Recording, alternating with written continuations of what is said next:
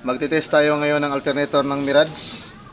So, naka-set up na. Silipin natin. Ito yung battery sign ng dashboard or panel board. Yan. Gamit tayong amperes. Papasilip muna natin ito. Ito yung pinakamahalaga sa lahat. Ayan o. Ito yung socket. So, makikita natin sa 4 pin na to.